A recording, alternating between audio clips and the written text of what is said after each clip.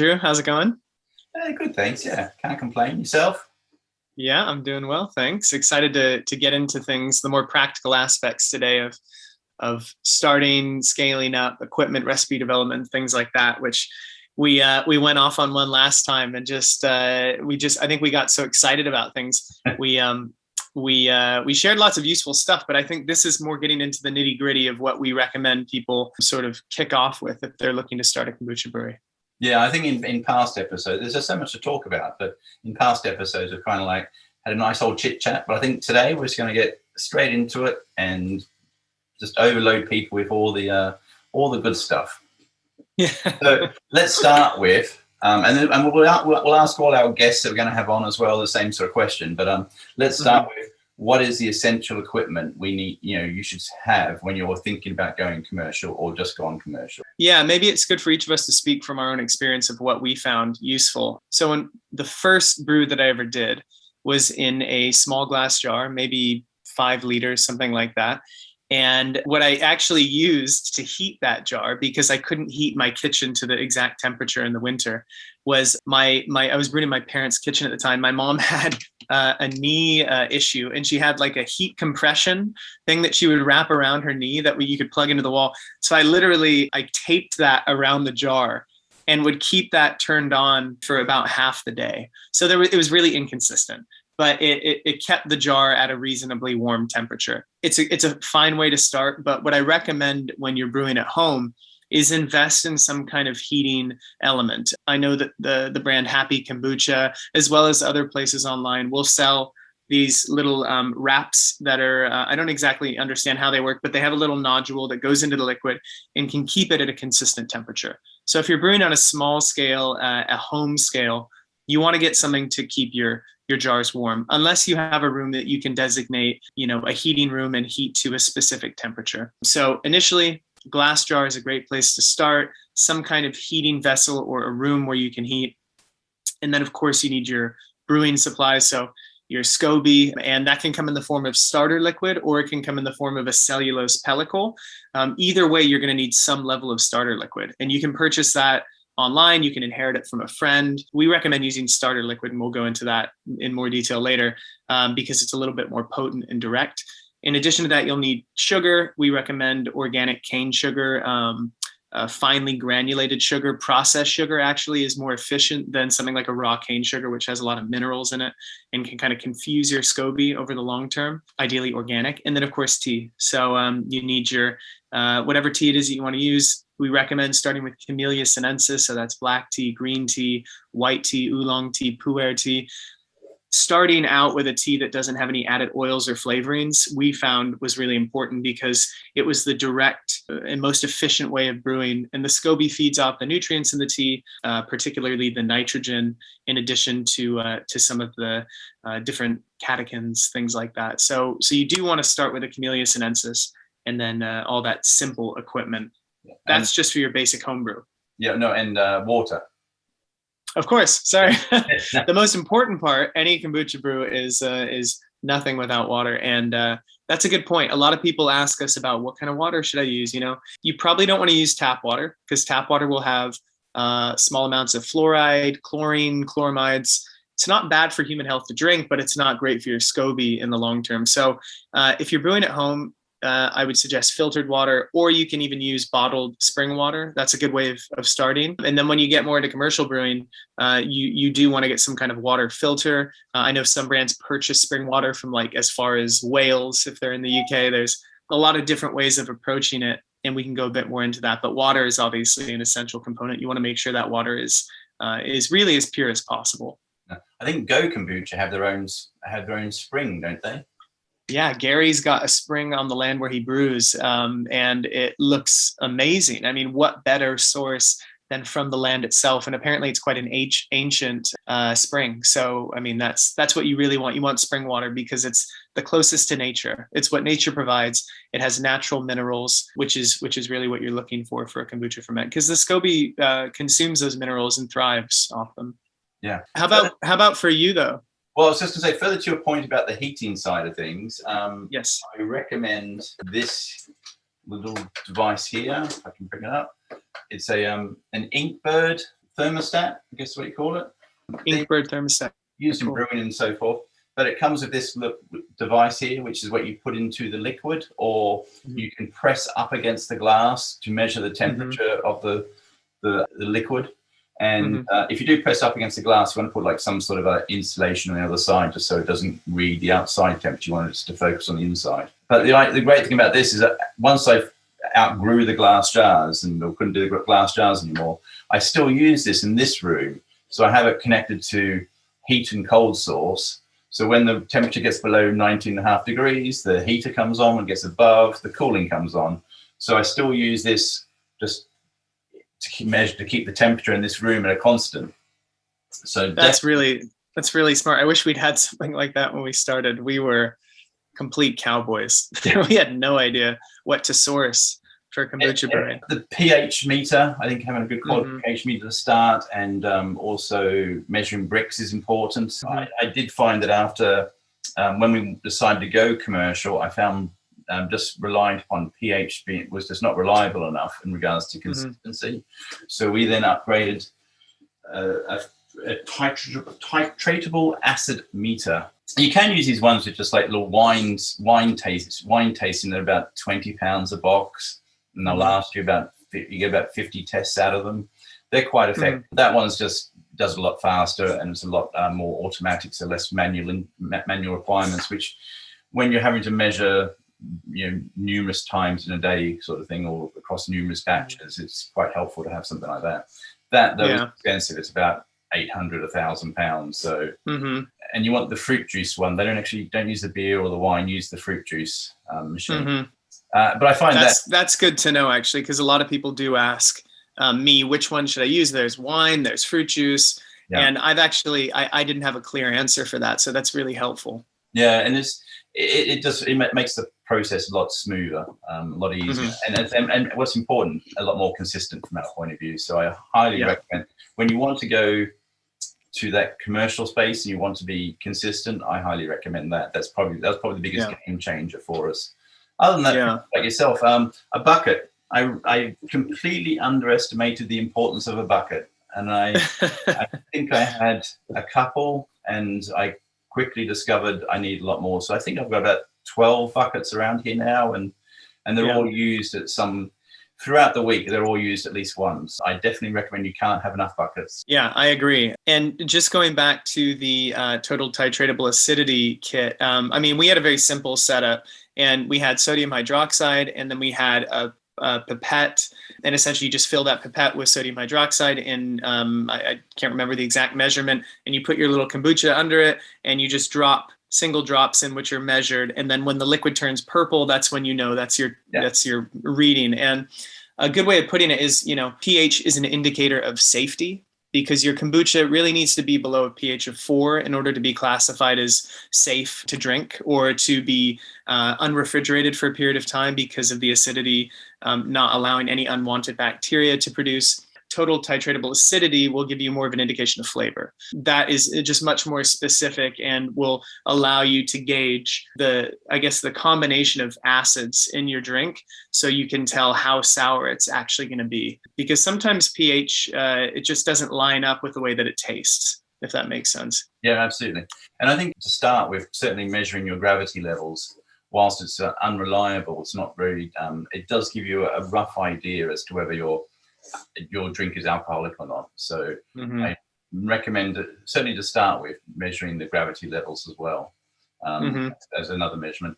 And Brix is really there. I mean, to begin with, I think the more data you can collect on your drinks, the better. So the better understanding you will have. So measuring Brix to understand how your sugar levels are changing, measuring pH to see if it's going in the right direction during the fermentation, measuring the acid levels to understand that's the level of acidity you want each batch. Those things I think are quite important. So I think the more data you can gather in the beginning on your drink, the more you will know about your drink. And your kombucha, your scobies are very different to our scobies. Kombucha versus kombucha is just very different. So, and it all comes down to the atmosphere, the air that's in the room, the type of sugar, the type of tea. All these things affect the SCOBY, to make it different. So I'm sure if we did like a chemical breakdown of different scobies. They'll all be different. They won't be the same. Yeah, totally. That's the beauty of kombucha, is you can replicate someone's recipe, but it will taste different because, you know, kombucha is brewed generally with exposure to oxygen, at least in the early days. And that means that you're using ambient yeast and bacteria that is specific to your geographic region. So for instance, when we were brewing in London, we would have a tank on one side of the room, a tank on the other side of the room, and they would each have their own personalities. They would each ferment differently. They would each taste different. And that's a beautiful thing about kombucha. It's very, very difficult to homogenize, I guess you could say, or make perfect every time. Even the way that we brew now, which is in a closed loop system with controlled oxygenation, and we inoculate that liquid with a culture of bacteria and yeast that we essentially keep in a lab, and then we put it into the liquid. It's much more scientific, but it's the same process. It still tastes ever so slightly different batch to batch. And it's like wine in that sense. You know, you can't control the SCOBY, but you can give it the space to flourish and create the flavors that you prefer, really, is what it is. Moving on to other equipment. Another piece of equipment which I found invaluable was a pump. Mm-hmm. Yeah, when you're scaling up, I mean, in our case, we invested in a couple brew pumps by a brand called Ebara, E-B-A-R-A, and that just changed the game in terms of us being able to empty our tanks, fill our tanks, transfer liquid, and then, of course, brew hoses. Can't remember the name exactly of the brand, but there's some excellent brew hoses out there that you might need when you scale up to larger tanks if you do decide to do that. Some brand names with regards to the equipment that we used initially: pH reader, our Brix reader, Hanna Instruments is a great brand, super high quality stuff. They sell internationally. They're not overly priced, but they last a very long time. And we held onto our Brix reader for 5 years. And they make our triple acid reader as well. So yeah, great. Definitely recommend them. Cool. And trying to think some other brands that we used. I want to talk briefly then about if you decide to go from your glass jars to slightly bigger batches. And something that sorry, go ahead. Just want to remember it for just in regards to brand name, when you want piping for your liquid gas, I recommend Valpar, V-A-L-P-A-R, particularly for liquid, because they're lined with coating that actually helps eliminate bacteria, etc., from getting into the pipes. So it's used by a lot of breweries. Valpar is definitely a good one for beer lines or liquid lines. Great, Valpar, cool. Again, I wish I'd had access to this video when we started.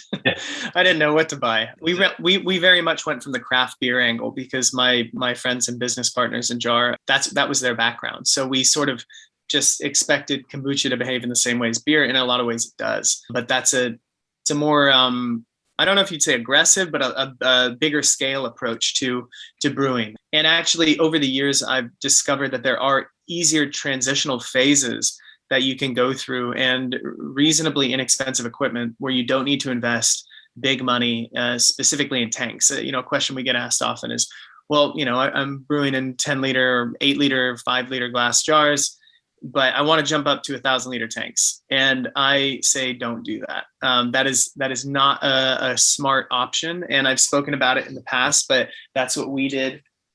And unfortunately, we had issues with our SCOBY adapting to a larger environment very quickly. So a great way of doing it cheaply and safely is investing in HDPE tanks, high density polyethylene, or polyurethane. I'm not sure exactly how you pronounce it. But if you're in the UK, there's a brand called Tanks Direct, and they sell HDPE tanks, buckets, anything plastic you can imagine. And if you're a kombucha brewer, plastic or HDPE might ring bells in your head and you go, wait, I can't ferment in plastic. But HDPE is safe for 60 times the pH of kombucha. Even your starter liquid, 60 times the pH of that. It's made for holding chemicals. So HDPE is completely safe. It's been tested and it's inexpensive. So you can buy those. You may have seen them before, those blue buckets. Those are HDPE. Tanks Direct sells these wide, anywhere between 20 to 100-liter vessels that are wide and squat, which is what you really want for kombucha fermentation. So whenever we did smaller batches in the later years, we would use those tanks because they fermented super efficiently. It meant that the bacteria could distribute itself throughout the liquid more efficiently. So HDPE is a great point between small batches and large to, very large batches. It's a great kicking off point if you want to save some money, optimize your space. And then you're absolutely right. Those HDPE tanks, when you want to scale, going up to 150 liters or 500 liters or more, 400 liters or more, they're great, and they're a great little sort of stepping stone. So for us, for example, if we would go up to 1,000 liters, we'll probably look at something like maybe a 400 liter tank and then 1,000 liters, or go 400, 500, then 2,000, something like that. You may only be at that position in your life cycle for 6 months, 12 months before you need to get to the bigger tanks. So why would you spend £1,500, £2,000 on a stainless steel tank that's only got a lifespan for you of 12 months? So exactly, they're a great stepping stone. And for the purists, you can always replace it at a later date once you're bringing in more revenue with a stainless steel model. So certainly, exactly, definitely consider. I think a 1,500 liter tank of HDPE, I think it's like £400. Yeah, So they're not very expensive at all. Tanks Direct, so they're great. Yeah.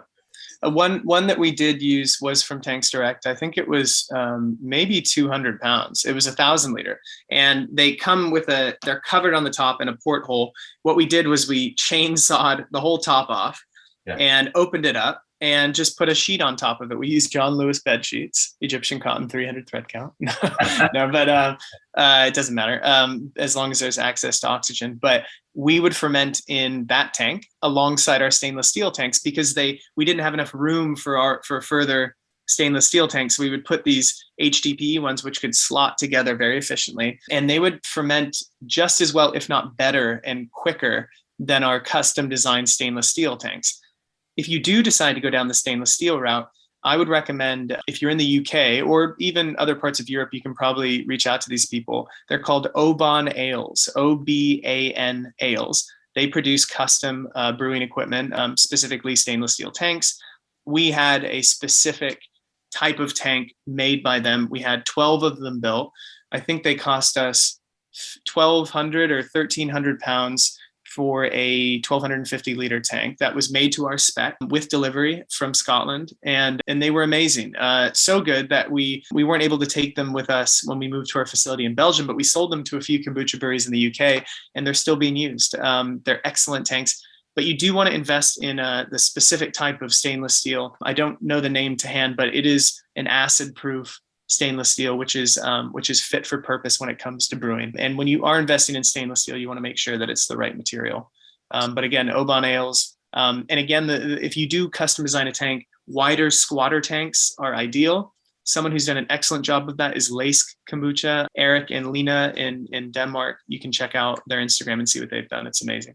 Yeah, they've also got some YouTube videos showing their brewery as well, which is really interesting. Awesome. Their tanks are just amazing, incredible to see. Yeah, they're beautiful, really beautiful. And their kombucha's top tier. It's excellent, really, really good. Should we move on to recipe development? Yeah. So, everyone has a different recipe. It really depends on the kind of kombucha that you want. It's impossible to say you should 100% use this much tea, this much sugar, this much starter liquid. But in our experience, and again, you can reach out to us if you want this actual recipe, and you can also reach out to us if you want a brewing calculator, which I've talked about before, that helps you input all your stuff to develop your recipe. It's what we used in the early days of Jar, and it's still very helpful. But we recommend anywhere between 2 to 6 grams of tea per liter, and that would be loose leaf tea, ideally, if you're fermenting on a commercial scale. And we use 50 grams of sugar per liter, but you can use up to 60. Some people choose to use more, some people double that, but you don't actually need that much. You really, if you want to keep your sugar level down, you still want to keep your SCOBY healthy, 50 to 60 grams per liter is more than enough. And then what we use is 25% starter liquid. And that for us gives us enough of a kick that will, that's our SCOBY essentially housed in a liquid form. And for 12 days, we'll oxygenate and ferment, and that's how we get our flavor. But that is specifically how we ferment. You might ferment differently. It depends on the temperature. It depends on the strength of your SCOBY, all different types of things. So how about you, Andrew? Well, just like when you add 25% starter. Does your SCOBY have to have a certain pH level, certain acid level before you add it? Because obviously, Yeah, it will have a certain TA. Yeah, definitely. It's going to require a lot more to really kick off. Otherwise, you're in danger of being above pH 4. And that's exactly at risk of bacteria. Yeah, you definitely want it to be sour enough. And that brewing calculator that we can send out allows you to input the TA of your actual starter liquid so that you can determine exactly how much sugar, tea, and your desired, your volume and all that stuff. And it will spit out all the figures for you. So yeah, I mean, everyone's starter liquid is going to be slightly different. If you are brewing it in a way that we brew it, which is like an acetator way, making vinegar sort of, versus people that essentially just leave their kombucha to sit for a month or 2 months, they'll all be at different levels, but you can adapt your brew based on that. Yeah. And Jun's very similar. We just replace the sugar with the honey and only green tea. You can't use black. I would say, and echoing your words exactly, that it really does depend upon the flavor you want. So the SCOBY requires, or the fermentation requires, a minimum amount of honey, sugar, and tea. If you go below that, then it's not going to be very healthy at all. So you have to bear that in mind. But yeah, kombucha brewing really, certainly in the early days, and even now is still applicable. It's trial and error. You've really got to experiment to get the flavor you want, and and then even the way it reacts with different ingredients is a completely different taste. So we use different teas. We've got green Darjeeling for our rose blush. We've got Maofeng for our juniper, and we've got Sencha for our hops monster. And for me, it's like if I used green Darjeeling in the hops monster, it just wouldn't taste the same. It's completely different taste. So and what we started with, and this is the drink we sort of want to create, our inspiration per se, want to create the flavor. That's what the direction we're heading in. And then we'd look at, what sort of taste profile was associated with that drink. And then we'd look at teas that match that sort of taste profile. And then you'd look at how much honey, sweetness, acid levels, etc., that then match that profile. So it's definitely not one shoe fits all kind of solution, unless you want to take shortcuts. It really does come down to trial and error. Yeah, it really comes down to the flavor profile that you want. We've talked in the past about, particularly for just kombucha, if you want more of a malty, stronger flavored, full-bodied kombucha, you go with more of a black tea. If you want something lighter that's easy to add flavoring to, a green tea is a great base. A lot of brands do a mixture of the two. In our case, it's an oolong and a green tea, which are both reasonably light. And it depends on the flavor that you're going for. And there's some brands like Go Kombucha or Real Kombucha that focus only on the tea. They don't add flavoring, and they really ferment those to highlight the characteristics that each those teas sort of represent. And you can get incredible flavors without having to add any juice or anything like that. So yeah, it's amazing, and definitely experiment. And I mean, for example, just talking about what you about not adding flavorings, just focus on the tea. I think, and you may know the answer to this. I think if you add, for example, if you want to go for a wine taste, if you add black tea to it, it gives you a bit more of a mouthfeel to the drink. Yeah, it might be the maltiness you were talking about. So definitely, it's all these sort of things that come into play when you start creating your own recipes. Yeah, it really depends what you're going for, and that's the beauty of every single brand out there, that everybody's doing it slightly differently, and there's such variation, just like wine, just like beer, and we've talked about that before. So yeah, that's the beauty of it. Definitely recommend people buying as many kombucha brands as possible and trying them all out, because they're all very different. Do you start with do you do your fermentation and then add your flavorings, or do you flavor while fermenting? How's that work for you? We've always added flavor post fermentation, and that this sort of leads me into secondary fermentation or forced carbonation. And there's some purists out there who think that you shouldn't force carbonate kombucha, that it damages the integrity of it. But really, if you look at the science of it, what you're doing is you're pumping CO2 into it, or you're allowing CO2 to naturally be produced. It's the same thing. So flavoring for us, we have never chosen to ferment with it prior to the actual process. And the primary ferment: tea, water, sugar, SCOBY. Ferment for anywhere between 10 and 14 days, generally 12 days for us. Add the juice, chill it down in a bright tank or a keg, and then carbonate that, and then bottle it. So that's for us, that's what we recommend you do. But for everyone, it's different. Some people, I know that we have spoken to some brewers that use some flavoring in the fermentation process in the primary ferment. It seems to work totally fine. We've never really attempted that, so it's not something I can personally attest to, but certainly it works for some people to add some dried fruit or an herbal tea or something like that, and with or in place of Camellia sinensis. How about you, Andrew? Well, I think it comes down to space for us, because we add flavorings after the first fermentation. We don't do a second fermentation. We played with adding flavorings during the fermentation, but didn't go down that path, because the way we work is that we have our SCOBY tanks, and then we take the SCOBY into the fermentation tank. And then of that fermentation tank, we'll take part of that and put it back into the SCOBY tank. So we try to we top it back up, and we don't brew exclusively for a SCOBY and then and then use that and repeat the cycle. And you can't, if you flavor your kombucha during the first fermentation, you can't do that unless you have a tank that's specifically for just that flavor. So if you had raspberry flavored at the beginning, you'd be then having this tank of SCOBY that was raspberry flavored SCOBY. You couldn't use it in any other drink. So we haven't gone down that path because we just don't have the space for it. Other people, different things. We don't do the second fermentation purely because, certainly with Jun, which is a very active drink, we just couldn't get it to be non-alcoholic if we did a second fermentation. If people are doing a second fermentation, they definitely need to check their alcohol. I can't stress that enough. I mean, I have friends that are recovering alcoholics that drink kombucha because it's non-alcoholic. You don't want to be selling people like that an alcoholic drink. And if you're doing a second fermentation, I just think the chance of being alcoholic is quite high. Certainly with Jun, I would pretty much guarantee it being alcoholic.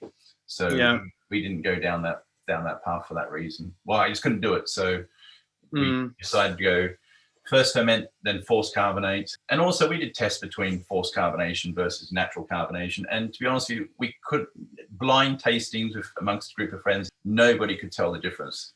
There wasn't statistical evidence to suggest that one preferred natural carbonation over the forced carbonation. So it was the other thing as well, is that we couldn't actually, we read lots of talk around different size bubbles and all this sort of thing from the second fermentation, but we couldn't find any statistical evidence to prove that. So, and also by forced carbonate, again, it comes back to this consistency. We have a bubble profile, for lack of a better term, where we want this level of bubbles batch after batch, and we hit that every time.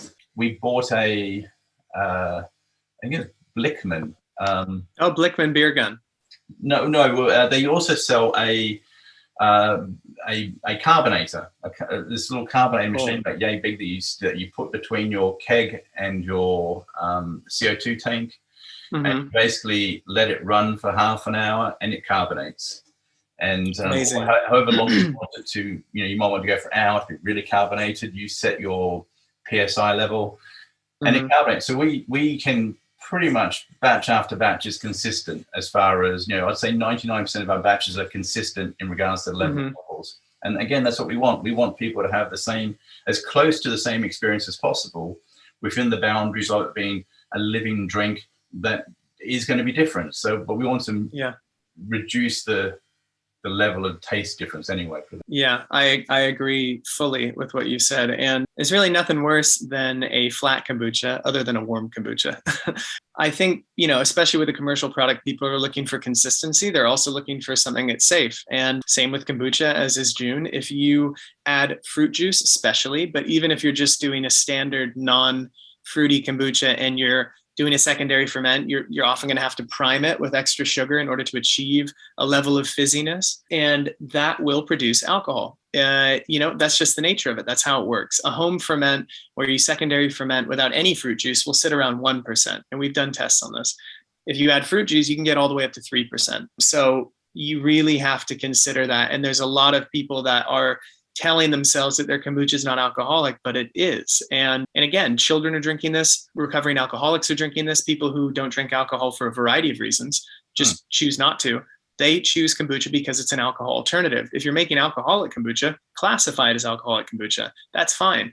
But, it frustrates me that some people don't really take this seriously when it is serious, for a lot of people that don't want to put alcohol in their system. Now, on the topic of fizziness, the brands that I've drank that are secondary fermented, naturally carbonated, in my experience, the fizziness overpowers the flavor. So actually, it almost like gets in the way of you tasting the subtleties of the actual drink.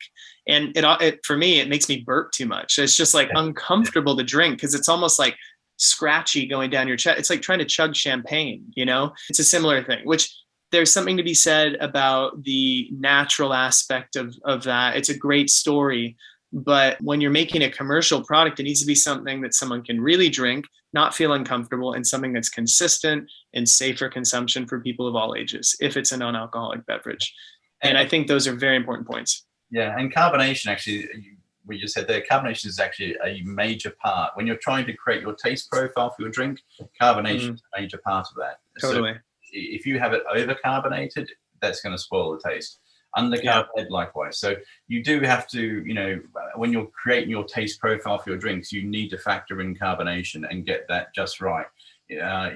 Exact same recipe, one carbonated too long, or too high, one carbonated at the right level, worlds apart. They taste me amazing and completely different. So you could be trying a recipe and thinking this doesn't work, but actually the problem is that you've overcarbonated it. And if you carbonate it correctly, it tastes amazing. So you've got to factor carbonation into your drinks. Yeah, and if you're once you start filling your bottles, if it's overcarbonated, you're going to have lots of lost liquid. You're going to have loads of spillage, foaming bottles, all that stuff. There's nothing worse than losing 50% of your brew because it's overcarbonated. Yeah. So that's something to keep in mind. But, in order to keep the alcohol down, because this is another common question we get asked, not doing a secondary fermentation, but forced carbonating. It's the number one thing you can do. Keeping your sugar level around 50 to 60 grams of sugar per liter, we find is very important to keeping your level down. If you have higher levels of sugar, you're more likely to have higher levels of alcohol. If you ferment at a slightly lower temperature rather than a higher temperature, your kombucha is less likely to become alcoholic. If you keep your kombucha refrigerated, if it's unfiltered, or if you choose to filter or pasteurize your kombucha, that stops the fermentation altogether and it can't, secondary ferment and become boozy. So get your shelf life right, definitely. If you and do some testing, some batch testing, and send it into a laboratory if you really want to know, if you want to be fully accurate. In the UK, the best lab for kombucha testing, particularly alcohol testing, is Campden BRI, CAMPDEN BRI. They have a whole kombucha sector that's amazing. Some really knowledgeable people. So they can help you with your kombucha fermentation. They can help you discover all the things you need to know about it. You can get your SCOBY analyzed. You can get the DNA sequenced of your SCOBY and see how unique it is. That, when we had ours done by them, we found that there were strains of bacteria that weren't yet identified, that were safe, but weren't on the spectrum. They were a type of Acetobacter, but a variation that they hadn't seen before. That's incredible. Yeah, the Hackney Wick bacteria. One thing we probably should talk about in the last couple of minutes is the HACCP plan.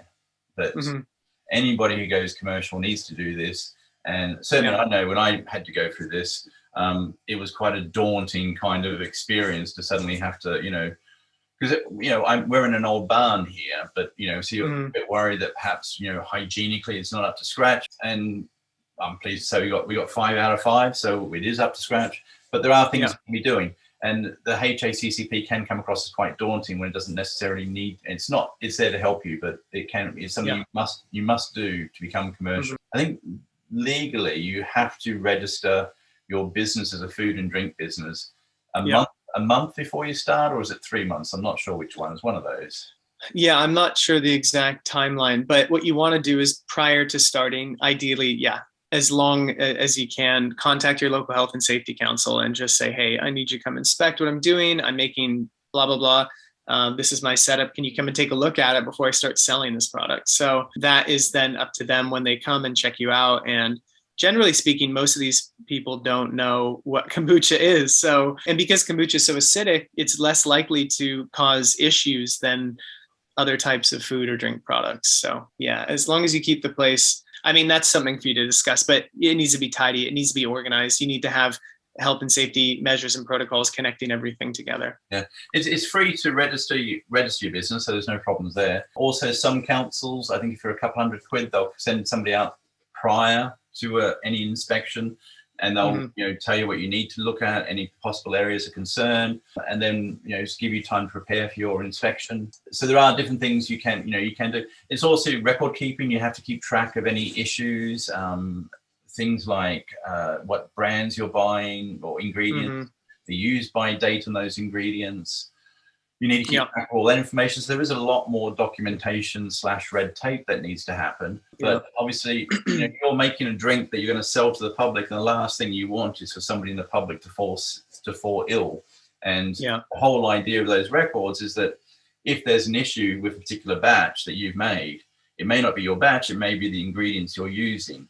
So by keeping track of what ingredients and the use by dates and who supplied them, etc., will allow the inspectors and so forth to ascertain exactly where the issue is. So you need full traceability. Yeah, and it is a pain, but as I say, you don't want people getting sick, and if they do get sick, you want to know why or how, and how can you fix and how can we stop so it doesn't happen again. Exactly. It is there for a reason. But don't. And also, most councils actually are really happy to answer your questions. So just contact them, give them a call. So they're very helpful in regards to answering questions. It's just a case of you don't be scared of them.